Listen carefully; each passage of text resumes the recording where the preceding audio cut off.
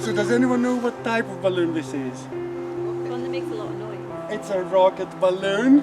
No, well, probably it will, knowing my luck, but it's a rocket balloon. So, and rocket balloons are excellent if you want to start kind of like talking about Newton's principles of motion. So, do you remember them from school, or do you think they would be applicable? So the first one is something that is moving. It will continue moving in the same way unless there's a force acting upon it. And something that is not moving, it will keep not moving until there's a force acted upon it. So if you're trying to explain the first law of Newton for children, for example, I would say something like, it is like you. When you're lying in your bed in the morning, you don't want your mommy to come and wake you up. And when you're running around and playing and having a lot of fun, you don't want your mommy to come and stop you. So then you can start kind of like making it relevant to themselves. Now with this one, so if I let this balloon go like this, which way would it move? It will move that way. And what would come out? Okay, so the air would give it the propulsion and the balloon would actually move that direction. So that's Newton's third law of motion, that for every action there is an equal and opposite reaction. So, should we launch? Yeah. Should we do some math? Can we do a countdown? From 10, 9, 8, 7, 6, 5, 4, 3, 2, 1.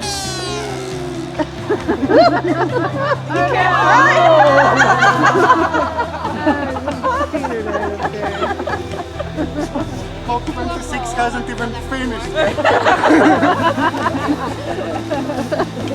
Apologies for this, but I'll find a way to. Yes. So, with forces, you can kind of like divide them in two kind of like types of forces. You can divide them in contact forces, like for example, if I push something or if I pull something, and non-contact or indirect forces. Can we think of an indirect force? Something that's not touching us but still is acting on us. Excellent. I really like the way you're thinking. So could I have a volunteer or a couple of volunteers, and there's going to be some jumping involved. So be warned after lunch. Okay, I'll be a volunteer. You superstar. Oh, steal your blanket. Stay up. So, what I would need you to do is we're all going to count down from 3. Okay. Again, math. And you're going to roll doing a hell of a dance.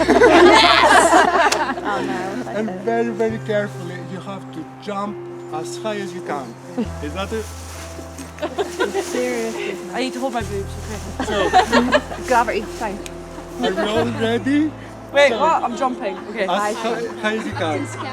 Yes, try to touch the sky. Oh, that's fine. You can do that. So, 3, 2, 1, go!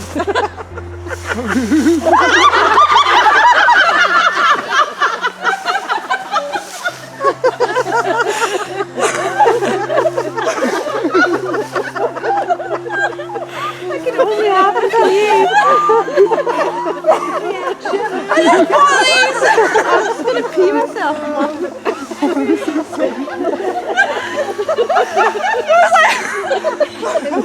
Exactly. Wash Darcy, you could have been your buns and then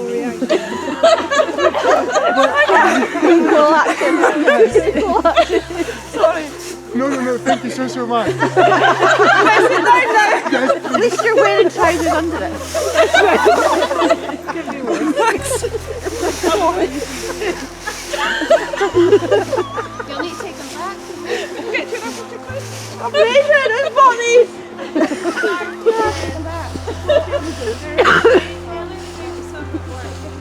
Yeah, you probably have some at work, Darcy, that are coming to you. Okay, so what was that exercise?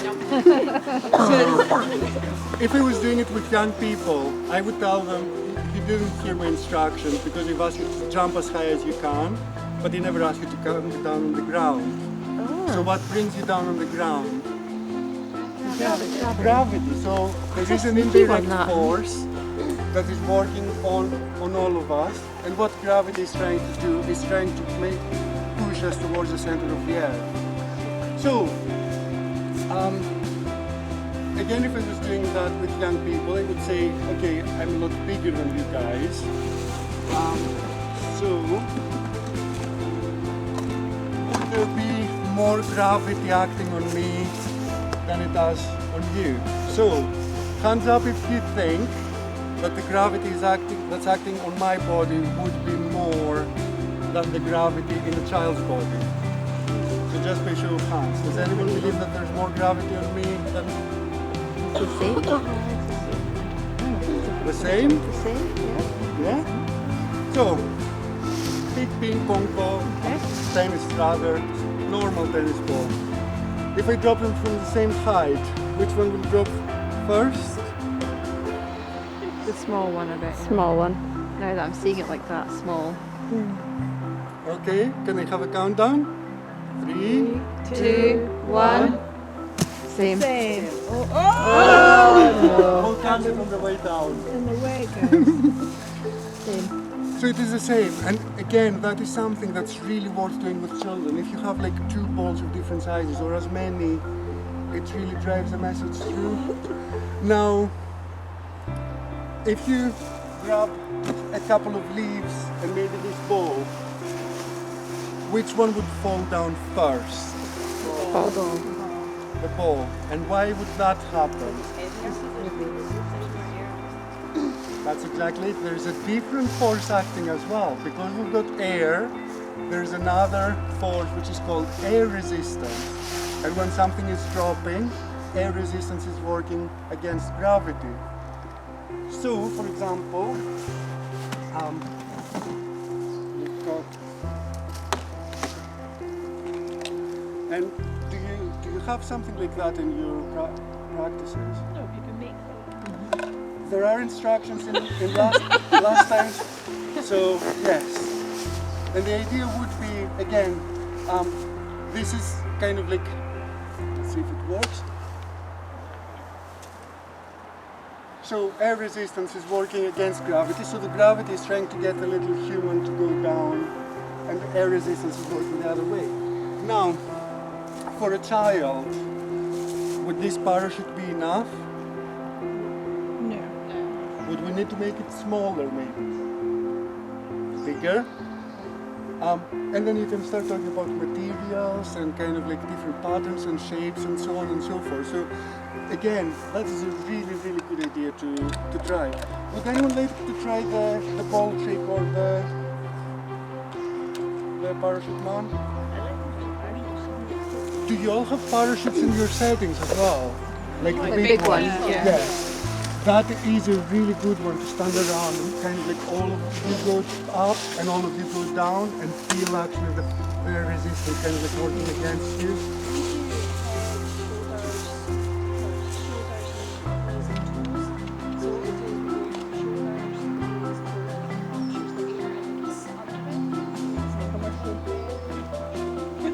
Fantastic.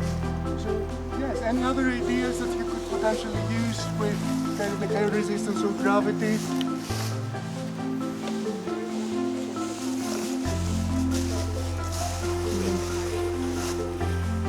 Oh, that's wonderful. Oh, that's awesome. That's a lovely, lovely thought.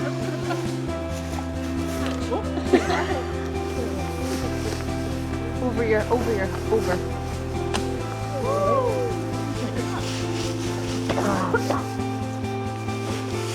Just work the same with the scooter.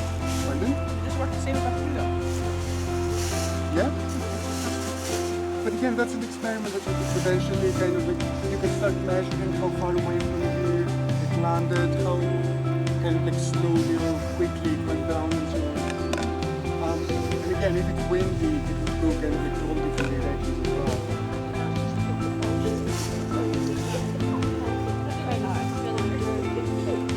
Yes, yes. And like if you start kind of like going more into forces, you can start talking about energy as well. So the reason that made you be able to do that is because you've got chemical energy stored by the food that we had earlier. So the chemical energy from our bodies is turning into movement or kinetic energy, and then that becomes the potential energy of the parachute man. So energy can never be created or lost, it just changes from one form to the next. So again, that's a very complex topic to discuss, and if you start kind of like engaging them early, like their brains are so much better prepared when they actually go for the hard stuff. So gravity, air resistance. Now with balloons, and especially with balloons like this one, our risk assessments currently say that we cannot do anything like that indoors, just because of COVID. So for things like that, think of outdoorsy kind of like environments, and please don't do what I've done. Do as I say, not as I do. Yes, yes.